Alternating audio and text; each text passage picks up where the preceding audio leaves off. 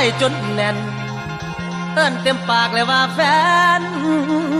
ก็คือเจ้าเข้าใจบ่และหากเขาหวังกันก็พอมาหอดมือนี้สั่งมาเปลี่ยนกาสร้างเป็นเฮ้ย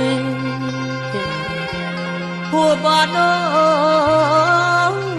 คนคิดต่อบ่ได้เจ็บเล่นๆมือเจ้าเปลี่ยนที่ทางใจจนน้ำตาอ้ายมันไหลกันบ่ไหวดอกเด้อน้อง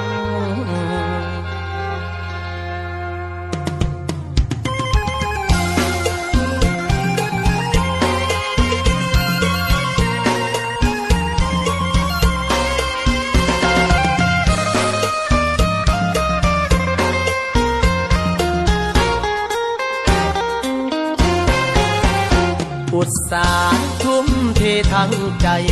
แบบบ่เหลือเพื่อภัยให้หัวแน่เด้อจะทำพันครั้งคำตอบก็ยังตั้งมันเสมอหนักแน่นอยู่เด้อเพราะเจ้าคือคนสำคัญสิอยู่มองใดจิตใจมีเจ้าตลอดหวังและคิดทอดฟังจอดแต่บ่แปรพันแต่ว่าใจท้องเนื้อทองลอยมีไผกันจึงลืมคนจุดปากกายพันให้เจ้าวันนั้นง่ายได้เหลือเกิน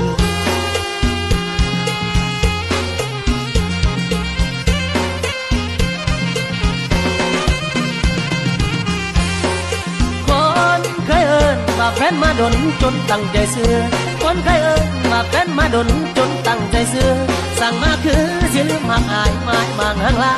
จนเกือบบ้าแทบบ่เสือหูโตว่าบนโซสิบ่เอาเป็นแฟนตั้งใจไม้ใบทำกันได้บ่รู้ตนพอหน่อยคะแนนที่หนึ่งหอยอายอมความบ่รับทองจริงแท้แน่นอนคำที่เจ้าบอกลามันก็เลยไหลน้ำตาเพราะคำอำลาสะเทือนถึงฝัน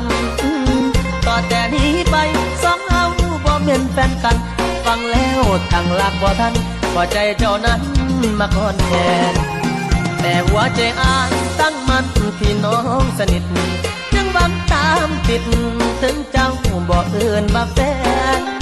คำว่าที่ฮักต้องมาสะดุดเมื่อน้องกันแดนคนอยู่ในอ้อมแขนวันนี้เจ้าตีจากไป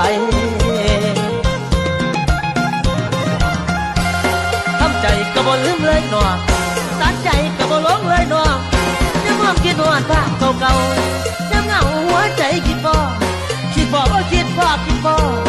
ขอถอนอย่าเอ่ยละจนหน้าลามเจ้ามาภาพใสน้ำตาไหลหายใจบ่หวนก็พันหัวใจมองยังมีเจ้าบ่ลืม